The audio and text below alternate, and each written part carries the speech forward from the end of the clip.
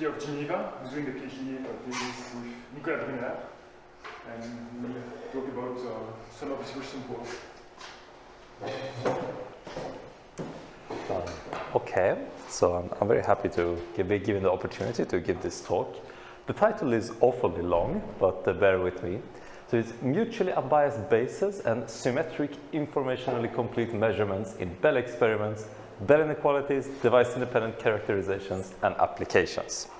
So this is a topic that is focused essentially on two structures. These are the mutually unbiased bases and the symmetric informationally complete measurements, or for short, MUBs and SICs.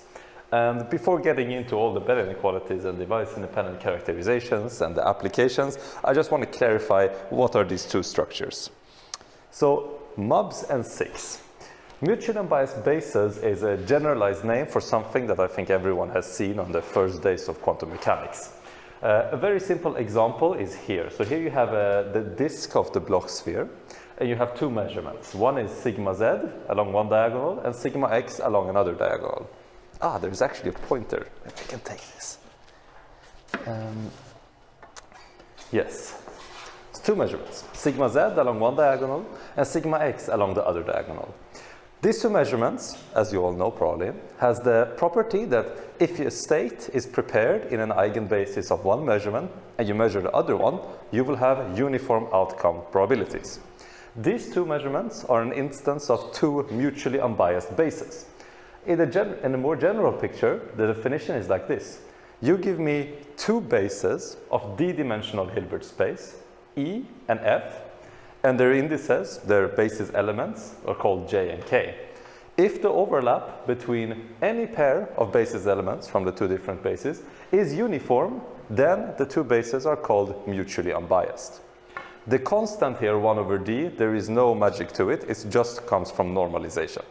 So the message is, if two bases have uniform overlaps for any element shaken from one basis and from the other, they're called mutually unbiased.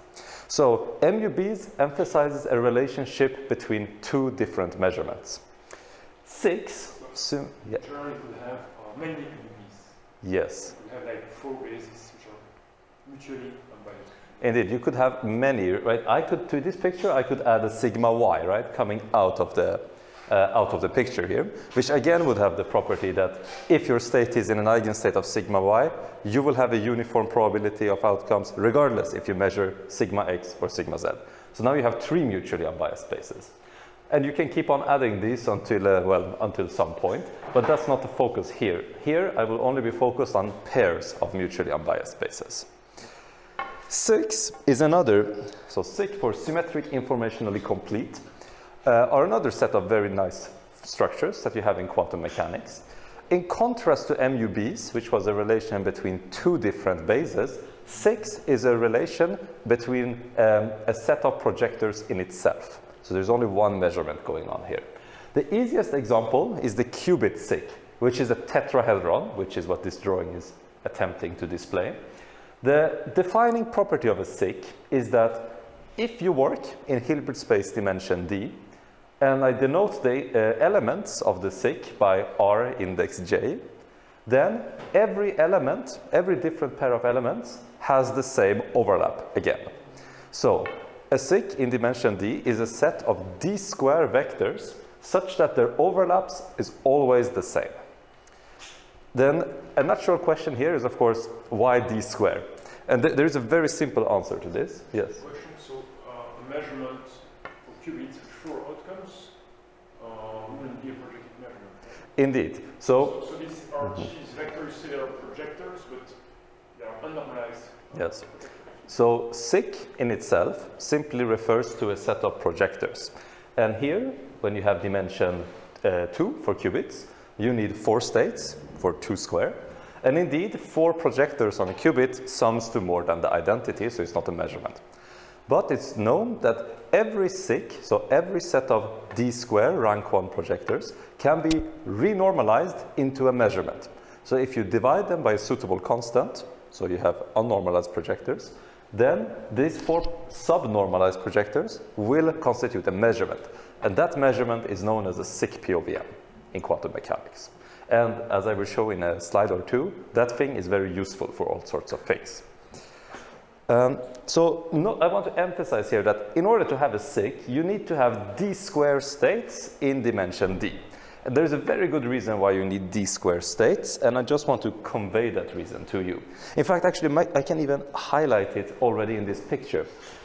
So, two-dimensional quantum systems, as you all know, can be represented on the Bloch sphere, which is three-dimensional real space. How many vectors can I put into a three-dimensional real space such that they're all linearly independent? 3. And now I want to add one more such that I break the linear independence at a minimal cost, in a sense. So the smallest number of vectors I need to stop being linearly independent while filling the whole space. That is 3 plus 1, 4, d squared. This is the general pattern. The SIC is the smallest number of vectors you need to be tomographically complete in a quantum space of dimension d. That is, give me any d-dimensional set, I can give you, if I count the number of real parameters in this space, I will find that the number of free variables, real ones, is d squared minus 1. So you can have d squared minus 1 linearly independent vectors in my state space, and then I need to add one more to make it independent. Dependent. And that's why you have d square vectors in a SIC. Why are we restricted to real numbers? Sorry? Why are we restricted to real numbers with the counting? What is the intuition? I didn't understand. It's not a restriction, it's just a way of picturing things.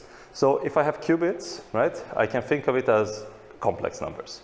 But if I want to have a nice geometric representation, I can think of the Bloch sphere, which is a real representation of qubits. And I can do that for any dimensional quantum system, although it will be uglier than the Bloch sphere. So in order to be tomographically complete, I need to span this whole space of d squared minus 1 real numbers, which is equivalent to the quantum state space of a d-level system. So MOBs and SIGs is the focus of this. And at this point, I think it's very reasonable to ask what's so interesting about MOBs and SIGs. There is really a lot of answers to this, and here I jammed in as many as I could fit into a page. So I'm going to try to go through them. The first motivation, which I want really to emphasize, is by far my favorite, but I realize that many of you might be more practically minded. Yes? I'm sorry for interrupting. I just had a question about the previous slide. Yes, okay, please go ahead. So you said 6 are so these are set of vectors which are again have the uniform overlap, and then you said there's a certain number, so they have to be d squared, and the other have to be d. So in that sense, can you say that 6 are especially, but in MUPs you didn't say that the number is, there's a certain number that's required, right? The number was 3. It's a basis. So MUPs are bases, so it has to be d in every. Okay. Everyone, yes. Okay, so sorry, thanks. Okay, it's clear? Yes. So I just want to quickly go through why 6n MOBs are very useful and interesting in general. So clearly, as you can see, these are very sort of appealing structures from a purely algebraic point of view. And that's why I got interested in them. But turns out they're also very useful for all sorts of things. They're really at the heart of quantum complementarity, and probably you saw this at the first day of quantum mechanics class, no? That if you look at the Stern-Gerlach experiment, what you're doing is basically a sigma x and a sigma z and a sigma x again. Mutually unbiased measurements in a sequence for revealing an interesting quantum phenomenon. As a consequence of this relation to complementarity, you know that these measurements, they are not compatible. And in fact, they are really interesting for studies of uncertainty relations. So, for instance, there is a famous uncertainty relation due to Massen and Uffink, which applies to projected measurements. And there, mutually unbiased spaces, a pair of them that is, are the most incompatible ones, in a sense. So mutually unbiased bases sort of, in a sense, capture the essence of quantum complementarity. And of course, quantum uncertainty lecture leads you to the notion of measurement incompatibility. And there are many measures of measurement incompatibility, but for many of them, or sometimes they're even tailored to have this property, that you want MUBs to be precisely the thing that gives you the largest incompatibility, because this really captures the intuition of these bases. Random numbers is a very good application of 6, which I will come back to in this talk as well. So if you have say a qubit system and you want to generate a lot of randomness from this system, one way of doing this is to apply a SIC, because that is, in a sense, the largest POVM, positive operator value measure, generalized measurement, that you could have in quantum mechanics that still cannot be simulated by stochastically using other measurements. So this object is interesting if you want to generate a lot of random numbers. I will come back to this. In quantum cryptography, protocols like BB84 and so on, you have seen mutually unbiased spaces being used. In fact, I think they are by far the most popular ones in quantum cryptography. State tomography, complete sets of mutually unbiased spaces are optimal for quantum state tomography. And if you only have one measurement, a SIC POVM, so the measurement corresponding to a SIC, is also the optimal object for state tomography.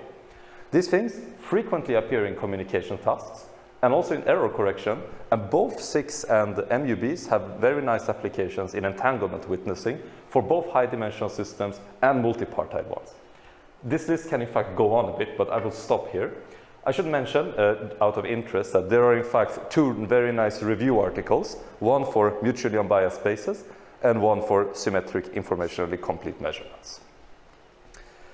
So now I want to talk about what we are doing.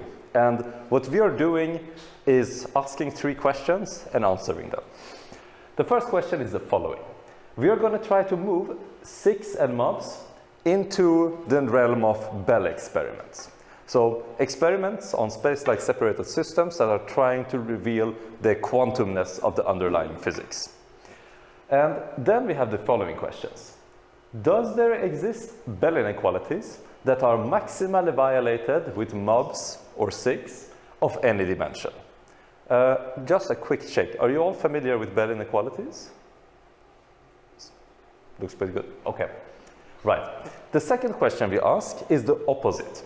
Imagine that we solved question 1 and we found a Bell inequality that is optimally implemented with MUBs or SICs.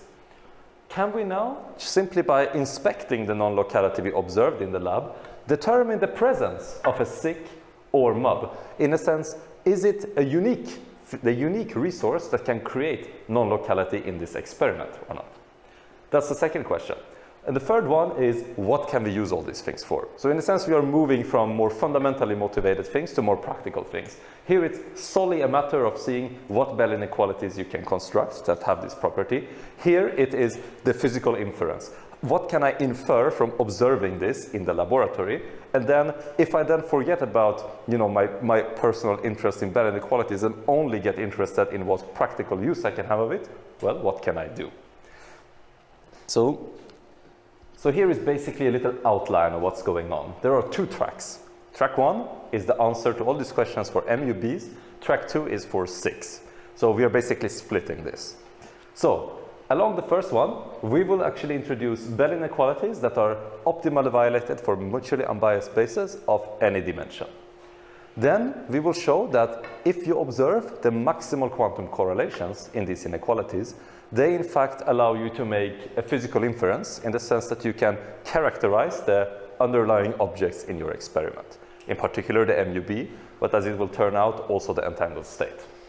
And thirdly, we will see that this thing in fact has quite nice applications in device-independent quantum key distribution, inspired by the fact that many ordinary or standard quantum key distribution protocols indeed rely on mutually unbiased spaces. Along the second track, based on SICs, we do the similar story.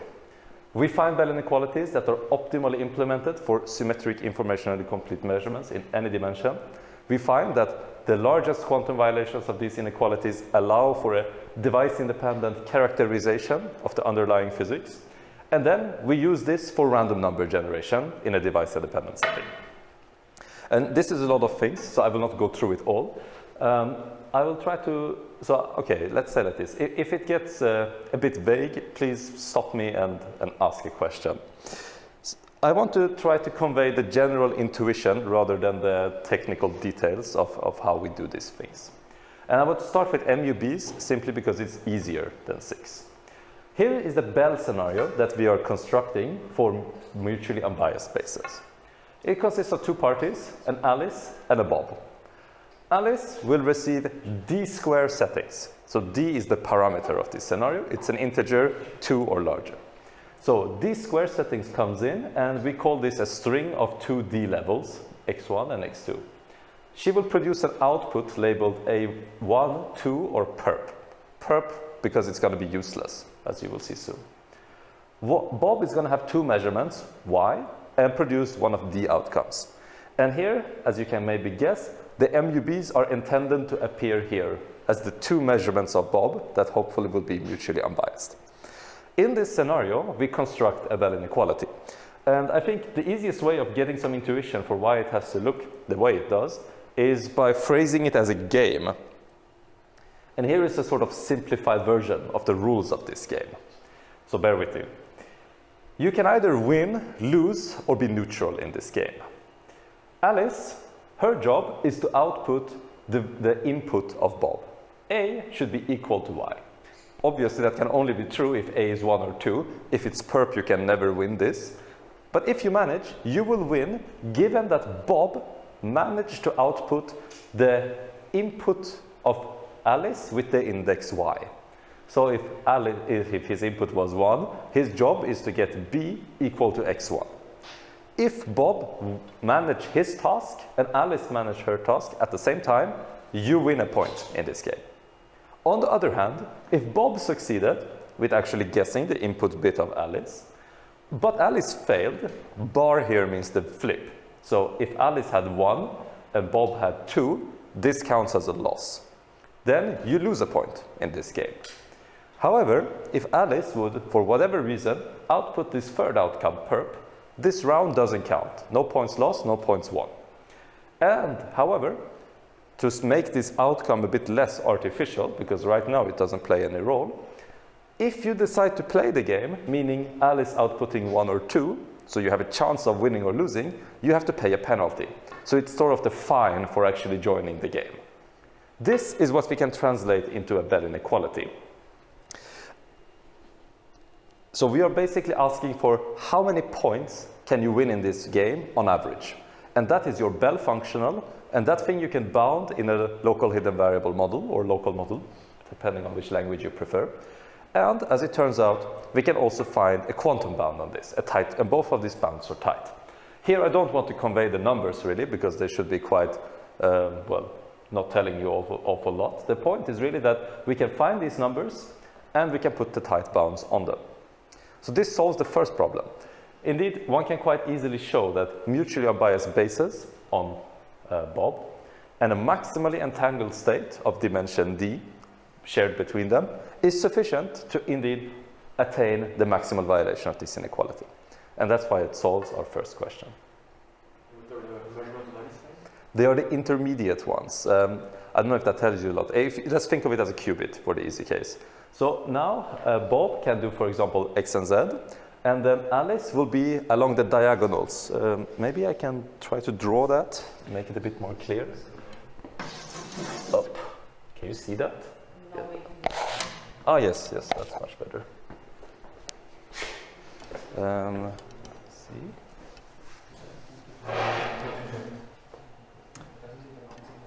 Maybe I should swap the color. Okay, yes, that's better, no? So here is your first MUB. Here is your second MUB. And now the measurements of Alice, as you can see, there will be 4 of them. But here in the qubit case, it's almost redundant. What happens is that you put 2 measurements here, copies that is, along that diagonal, and 2 measurements along that diagonal. So they're in the intermediate basis. In a higher dimensional space, it will be the same intuition extrapolated with the key difference that you will no longer have copies of the same measurement appearing. Okay?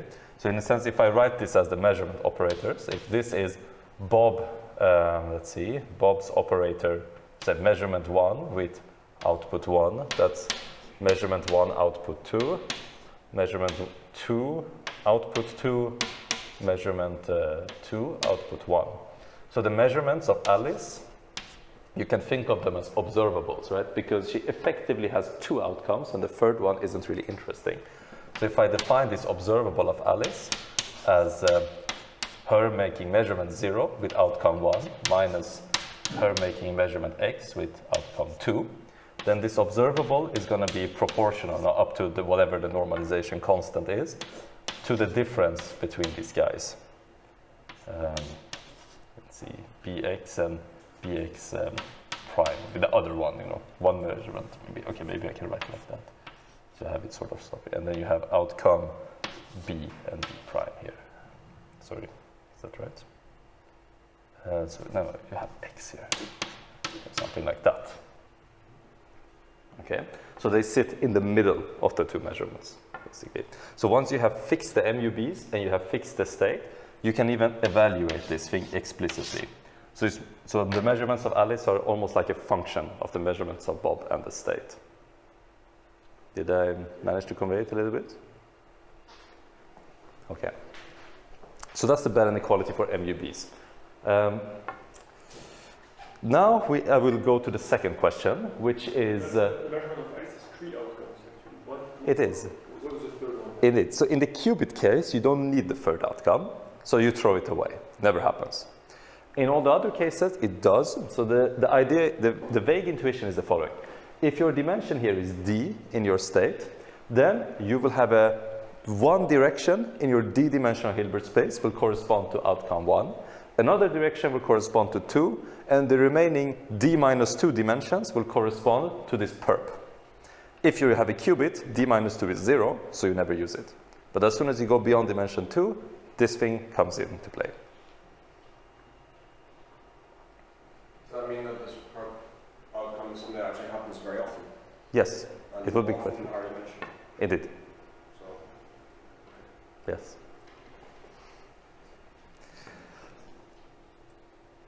So okay, I wanted to derive these things, but I think it's better to skip them in the interest of time and comprehensibility. So then we have the converse question. Now we know that MUBs can be used to attain the maximal non-locality in a Bell inequality test. Now I want to ask the opposite question.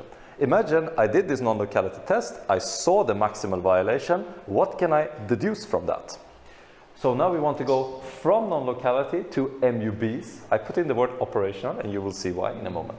So, as it turns out, we can show the following. A maximal quantum violation of the Bell inequality for MUBs implies two things. Firstly, by Alice and Bob, so here's the scenario again, Alice and Bob can employ local operations, so extraction channels that are only appearing in your own lab, such that the state shared between them, whatever it is, can be converted into a maximally entangled state of dimension d, perhaps with some junk states next to it. This is what we would call a self-test, if you're familiar with this language. What it means is that up to the additional degrees of freedom that are not really interesting for the experiment, and up to an isometry, basically a unitary, and up to a complex conjugation, a phase, this state has to be maximally entangled. So we are pinpointing the physics of this thing just by observing the non-locality in the experiment. That's the first thing. But this turns out to be, well, at least I would call it the consequence of the thing we really want, which is the characterization of those MUBs. And then it gets more tricky and more exciting. Here is my notation. So there are two measurements of Bob. I call the first one P, the second one Q. So the indices here is outcome A on, okay, actually that's a clash of notation. Sorry for that. The indices are the outcomes of Bob now. They go from 1 to D. On measurement 1 P, measurement 2 Q. As it turns out, we can show that a maximal violation of this inequality implies the following relations between between Bob's two measurements. You see, they are quite symmetric, but they are not really MUBs. So the question for us was what to make of this sort of operator characterization that is implied by the maximal quantum non-locality. And to answer this question, we needed to go back to the drawing table of what these concepts actually mean. Sorry, I got lost at the last equation. Could you please maybe explain again how you got these two equations? Yes, this one? Yeah, yes. Yes, so here, so we say, imagine you did this experiment and you saw the maximal quantum non-locality. Okay? We know that MUBs can achieve that, but we don't know if MUBs are the only things that can achieve that. So now we're trying to characterize all measurements of Bob that have the potential of achieving or explaining that maximal quantum non-locality. And what we managed to prove is that a necessary and sufficient condition for Bob's measurements to be able to generate the maximal non-locality is this. So if your two measurements satisfy this, then you can find the state and measurements on Alice such that you can explain the data in the lab. Okay? But now we want to understand, what does this actually tell us? What's the physics of these equations? And to do that, we needed to go back to our concepts. So I'm going to, again, remind you what was mutually unbiased bases, and then develop a new definition of these things in a new and sort of new way. Two bases of d-dimensional Hilbert space are called mutually unbiased if preparing a system in an eigenstate of the first basis and measuring the other basis gives you equally probable outcomes. I would stress here that this is not really a fully operational definition. When I say operational, I mean that you can actually test it in the laboratory. The reason why I say this is because d-dimensional Hilbert space is an artifact of the formalism of quantum mechanics. It's not something you can see in the laboratory. But if you assume this, which is not a lot to assume, but it's something, then the rest of it is operational. You can actually check if you have an eigenstate, and you can check if the outcomes are equiprobable. So what we wanted to do now was to liberate the concept of mutually unbiased bases from the concept of dimension. And this led us to define the following object. We call it mutually unbiased measurements. Two d-outcome, not d-dimensional, d-outcome projective measurements are called mutually unbiased measurements if preparing a system in an eigenstate of the first measurement, then applying the second measurement gives you equally probable outcomes. So here, dimension of Hilbert space has been swapped for the number of outcomes. This is a fully operational definition of mutual unbiasedness, in a sense. Yes, but if you're not projective in a sense, you can in principle detect it. But indeed, projective is I would say yes, it is a trait from quantum mechanics. Yes. So you can easily notice that mutually unbiased bases are always mutually unbiased measurements, trivially. And then it sort of led us to ask, all right, sorry, that was the point I wanted to make. As it turns out, you can give a necessary and sufficient characterization of which measurements are mutually unbiased measurements. And as it so happens, it turns out to be that, the thing we had already derived as the characterization of the optimal quantum non-locality in our experiment. So whenever this is satisfied, this is one-to-one equivalent with the two measurements being mutually unbiased measurements.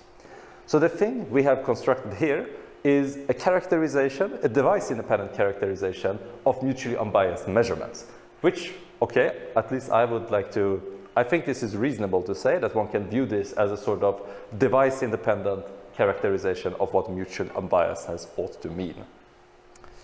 But of course, these two concepts, they are related very strongly. And it's interesting to ask, are they really that different? And this is the question we asked subsequently. And there turns out to be some fairly simple answers to this question. If you have two or three-dimensional systems, then one can prove that mutually unbiased measurements are identical to direct sums of mutually unbiased bases, meaning there is nothing exciting to find here. But when you step out of these dimensions, in dimension 4 and 5, we can find examples of mutually unbiased measurements that cannot be transformed to mutually biased bases even via an extraction channel. So in general, you can represent the sets like this, that you have the set of mutually unbiased bases, then you have the set of direct sums of mutually unbiased bases, which is naturally larger than this one. Then you have a set of all the measurements that can be turned into MUBs, direct sums of MUBs, if you have an extraction channel. And outside that, we have the mutually unbiased measurements. So from this, we can really conclude that mutually unbiased measurements is a different object than mutually unbiased bases. And I think their general characterization is in fact an interesting question. But the third, okay, so this leads me to the third question that we ask for MUBs. Namely, what is this good for if I am very practically minded? And our answer to this was to apply this Bell inequality to the task of quantum key distribution in a fully device-independent setting. And I would just like to say what that means. So the question we ask is, how well could a potential eavesdropper hope to guess a key that is established between Alice and Bob through the Bell experiment? I would remind you how this is done in a standard QKD, in which you sort of assume that Alice and Bob have full control over all degrees of freedom. In BB84, you know the states you're preparing and you know the measurements you're doing on them. You are controlling your device. In the device-independent picture, you drop many of these assumptions. You assume nothing but quantum theory, and of course the no signaling principle comes with that. You don't need to control your device. And then the key here really is that in a device-independent picture, you derive both the amount of key and its security from how much non-locality you had in your experiment. Let's see what, okay, yes. So here this is to clarify the next slide. This is how you can, this is a lower bound that is quite easy to work with on how much key you have. K is the key rate that you can have. Here you have the conditional Shannon entropy. So here I have chosen one special setting for Alice and one special setting for Bob. And then I'm looking at the conditional entropy between them. Here I have the thing that I call the guessing probability. Beta is the Bell violation. So given that I saw non-locality corresponding to beta in my Bell test, the guessing probability is how well an eavesdropper, in principle, doing the best possible measurement, could be at guessing the outcome that I'm trying to have here. So I did a measurement, I saw this Bell violation, and I'm asking how well could some eavesdropper, in principle, guess my outcome. It's known that this quantity is a lower bound on the key rate. And this is the quantity that we are trying to evaluate. As it turns out, our characterization of the Bell scenario, and it's the physical inference you can make from it, allows for a very, very direct and sort of low-hanging result. So here we go. In a noiseless case, meaning I saw the optimal violation perfectly, so it's idealized, then the quantum key distribution protocol based on our Bell inequality for MUBs achieves a key rate of log d bits for any integer larger than 2.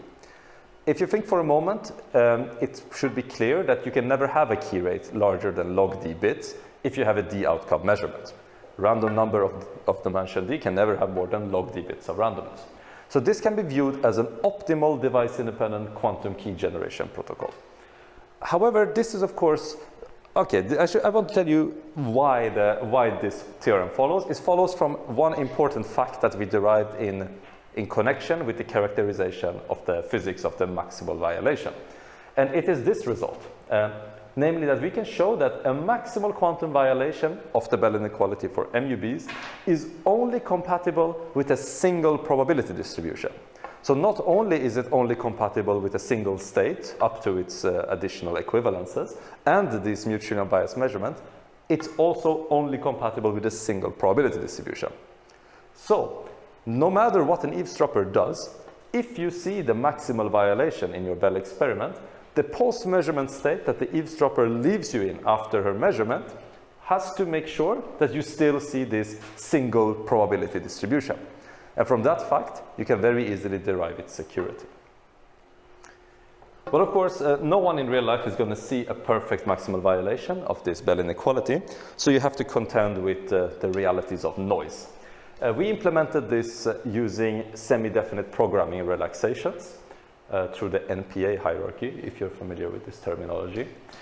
We focus on a 3-level system. So this is, you're having 3 outcome measurements. In principle, you can at most have log 3 bits of key in this scenario. So here you have the value of the Bell inequality, and here you have the key rate. Here, at the maximal quantum violation, you are seeing log 3 bits in accordance with the theorem I just showed you. And here it tells you the lower bound, or a lower bound, on how much key you will have. So in this way, you can robustly infer something that is, okay, at least moderately practical. So this concludes the MUB track. The SIC one is more complicated, and I'm not going to go through the whole thing. I just want to convey the main message of it. The way we do Bell inequalities for SIC is first to say what we mean by this SIC. Remember, you could turn every SIC into a measurement by normalizing it into what we call a SIC POVM. But SIC POVMs are not projective. And in principle, since you don't have any restrictions on Hilbert space dimension, you could always purify your system and turn your non-projective measurement into a projective measurement. So could you ever really hope to device independently infer that you have to have a SIC POVM? The answer should be no. The way you can get around it is by saying, where is my SIC? Instead of, as you can see, we don't have a POVM here simply because there is nothing that actually has d-square outcomes in this experiment. Instead, the SIC is appearing here. You have d-square settings and binary outcome measurements. We are going to look at the collection of outcome 1 operators. That is, the measurement operators corresponding to the first outcome for all the measurements of Bob. These ones, as it will be shown, will form a SIC. So there is no POVM around, it's just a set of projectors that are appearing in this test. Okay, I put down the equations, but I'm actually going to skip this because this is too technical. The spirit, however, is very much the same as how we construct Bell inequalities for MUBs. What we do is that we construct a game, again, phrased completely as a game, in which Alice and Bob can either win points, lose points, or nothing at all, and they are penalized if they decide to play, using this junk outcome, perp. And so this is basically the game. Don't pay too much attention to the equation. Then the penalty appears this way. If Alice outputted 1 or 2, which means play, then you will lose some points that I call alpha D. Okay? Similarly, if Bob decided to play, output 1, then you will lose some more points that I call beta D. And by fine-tuning these coefficients, we can find Bell inequalities where we can derive a tight classical bound, a tight quantum bound, and such that the maximum is achieved with a SIC at a maximally entangled state. So we are tailoring these things to the object we want. Then we move on to the characterization from these inequalities, and we arrive at the following. The maximal violation, the maximal quantum value of the Bell functional, so this is the Bell inequality for 6, provided that the margin of Bob is full rank, so it means you have support on the full space. This implies that the measurement operators, remember there are d-square of them, and we only look at the outcome 1, so this is not a measurement in itself, it's just measurement operators. They are projective, and they have to be proportional to the identity, and moreover, they have to satisfy this peculiar condition. But in itself, it might look a bit arbitrary. What does this equation 38 here mean? But given that we have already seen the characterization of mutually unbiased measurements, this thing looks awfully reminiscent to it. And in fact, it turns out that one can make an analogous conceptual extension of what a SIC is, but now in a device-independent picture. It leads us to talking about operational SICs, in the same spirit as mutually unbiased measurements. In our definition of an operational SIC is a set of n-square measurement operators. So these are projectors, just like for the mutually unbiased measurements, and we call it an operational SIC if it is proportional to the identity, and if it's true that for every eigenstate of a measurement operator, then if that eigenstate is applied to any other measurement operator, you get a uniform outcome distribution. So it's again a SIC lifted from the constraints of Hilbert space dimension, instead turned into the number of outcomes. Indeed, every SIC is also an operational SIC, but whether every operational SIC is actually a SIC, we actually don't know. We didn't go too far into that. We focused on the mutually unbiased measurements. This is one of our open problems to understand this concept. And then, now perhaps less surprising, operational SICs turn out to admit the same operator characterizations as the measurements in the SIC Bell inequality for 6. So in the same spirit that we could infer mutually unbiased measurements, we can now infer operational SICs from our experiment. But now we would like to talk about the POVM itself. So far, our SICs were sets of projectors. They were not measurements themselves. Now we want to bring in the POVM, and the reason is that we're going to apply it to something practical. This is the same Bell experiment that you just saw before, with the slight modification that there is an extra setting here, which I name POVM. That setting has d-square outcomes. That's the only change here. And of course, this guy is going to turn out to be the SIC POVM, and this is going to be its d-square outcomes. What we do is a perturbation of the previous Bell inequality. This is the Bell inequality that I sort of rushed through before. Whatever it is, it hasn't changed. It's right there. Now, we're going to do the following. We're going to introduce a penalty on this system. The idea here was that if you saw a maximal violation of the original inequality, you needed a maximally entangled state and projectors here that form a SIC. So the idea is the following. If now you had this maximally entangled state and you measured the SIC here, but now you got the perp outcome, then you know by action at a distance that the state that Alice locally holds has no support on the SIC. And therefore, it should never be the case that that outcome indeed is the outcome that would correspond to you having support on the SIC. So if you indeed use the SIC here and a maximally entangled state here, all these probabilities should vanish. So it will go back to the maximal violation of our original inequality.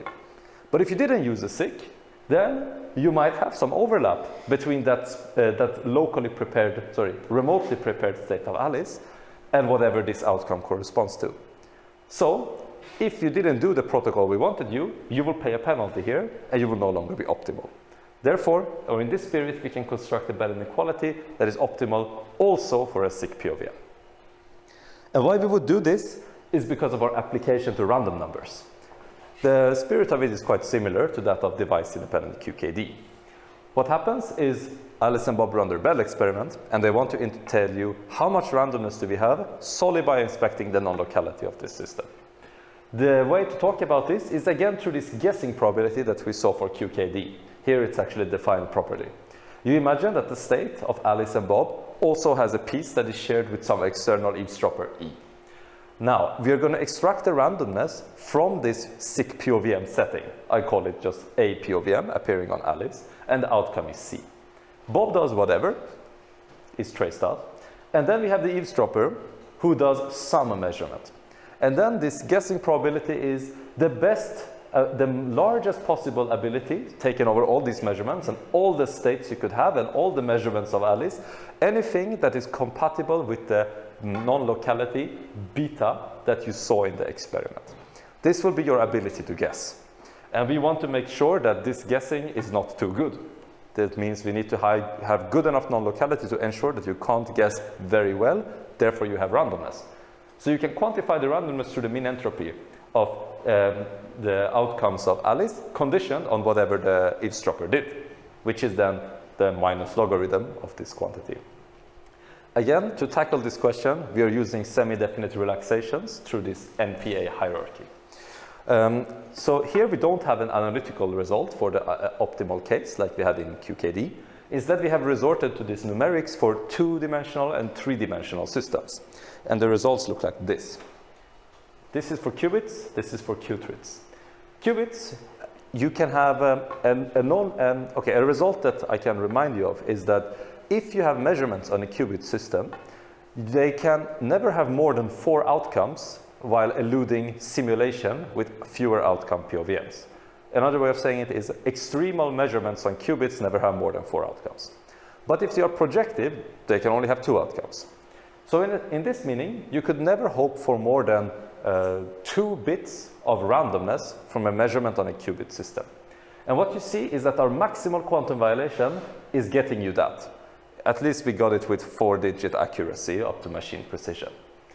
But then you can see that you can also use this SIC POVM, operating only on qubits, to beat any randomness protocol you could create, which is based on standard projective measurements and 2-dimensional systems, or 3-dimensional systems and standard projective measurements.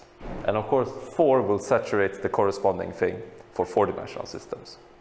So what it signals is that SIC POVMs are in fact very useful if you want to sort of keep your dimension low, but still generate a lot of randomness. For qubits, this is even more pronounced. So here again, you have the non-locality in our Bell experiment. And here I have drawn the lines for how much randomness you could get in the best possible protocol that is relying on d-dimensional systems. So here it will be 3, 4, 5, 6, 7, and standard projective measurements. In fact, to be really picky here, the point we have right up here in the top is in fact even beating 8-dimensional systems. But then you're very close to the boundary of the quantum set, and your precision is sort of going down a bit. So you can't really, we weren't confident enough to say that this really, within accuracy, is beating 8-dimensional systems. But it's suggesting that this is indeed likely. So with this, I will just summarize this. That in this work, we derived Bell inequalities that are tailored for MUBs and SIGs. We explored their device-independent characterization, and along the way, we found operational concept that liberates MUBs and SIGs from the Hilbert space dimension. And then we applied these things to efficient QKD and random numbers in a device-independent setting. And I will leave you with 2 open problems that I think are worthwhile to mention. The first one is, the SIG inequality, does it admit a self-test for a maximally entangled state? If you remember, for the MUB case, we could prove that your state had to be maximally entangled up to the conjugation, the unitaries, and the additional degrees of freedom. For the SIGs, we didn't manage to prove this, but this is an interesting open question. Because if the answer is yes, does it also mean that you can certify the SIG POVM? And if that is true, could you then use this to analytically prove optimal device-independent random numbers for any d-dimensional system? Basically, the generalization of our numerics to any setting in the noise-free case. A bit like how we could do it for QKD in the MUB case.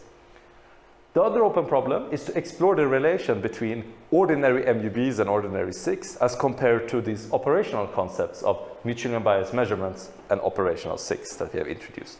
So far, we have only scratched the surface of these concepts, and I think they would deserve a proper exploration. So yes, thank you for your attention.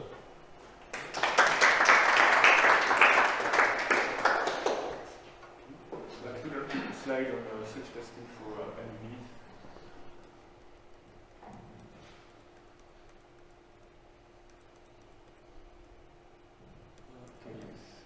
This one?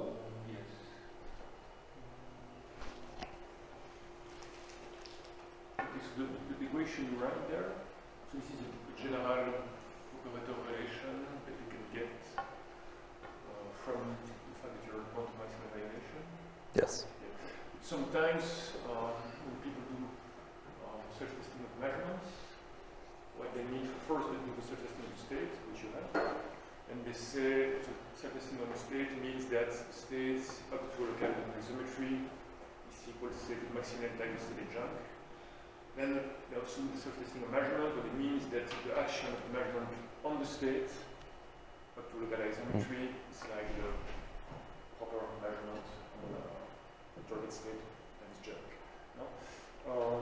So could it be here that if you were to derive not a general statement about the measurement operator, but the operators acting on the state, you could prove that there are equal to MUB through a local isometry? No. Which you can do for a case of qubits.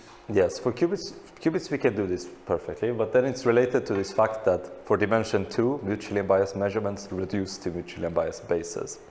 First, I should point out, I didn't do this during the talk, but now when you bring it up, the self-testing only applies to the state. The measurement doesn't admit a self-test. What I say this is in a rigorous sense, meaning self-testing taken to mean equivalence up to conjugation, degrees of freedom, and in isometries, local isometries. Here, the reason is very simple why you cannot have a proper self-test. The reason is that all pairs of MUBs are not equivalent under this equivalence class. There exists MUBs, for example, in dimension 4, pairs of MUBs that is, which cannot be transformed into each other under local isometries and conjugation. Therefore, if you want to capture the whole class as a necessary and sufficient condition, you can never call it a self-test. So therefore, this is not really a self-test in that sense. You cannot hope for it. In dimension 2, it turns into a self-test because the MUBs are equivalent under the self-testing equivalence class. But here, this operator relation, it really derives directly from the Bell violation, and it applies on which you have support. You need two measurements, you can map them to a specific pair of two MUBs. One acting on the state. Can you say something like that? So can you say that one more time? So you to maximize probability inequality, you have to choose a specific pair of MUBs. Right? Or can you do it with any? You can do it with any. So you keep the measurement on each side the same, the state the same, and you can choose any. No. You have to. The state can be the same, but you have to choose Alice's measurements depending on the pair of MUBs you took for Bob, and this one can change. So you can keep the max state the same, change the measurements, enrichment cell validation. Indeed. And then these different sets of pairs of MUB, they're not related by images. Yes. So I think if one wants to give a self-test of MUBs in this spirit, then one has to reduce the ambition, sort of. You don't want it to work for every pair of MUBs anymore because it's not possible. You have to reduce to self-testing just in one class of the many classes of MUBs that exist in a given dimension. So that's a different task, really. Do you see what I mean?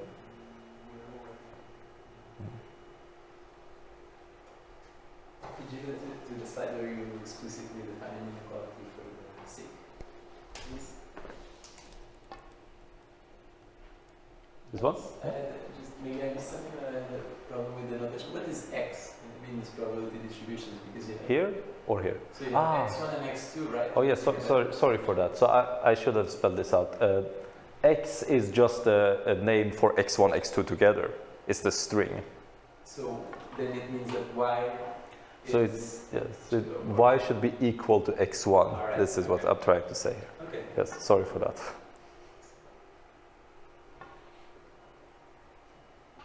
Okay. Very good.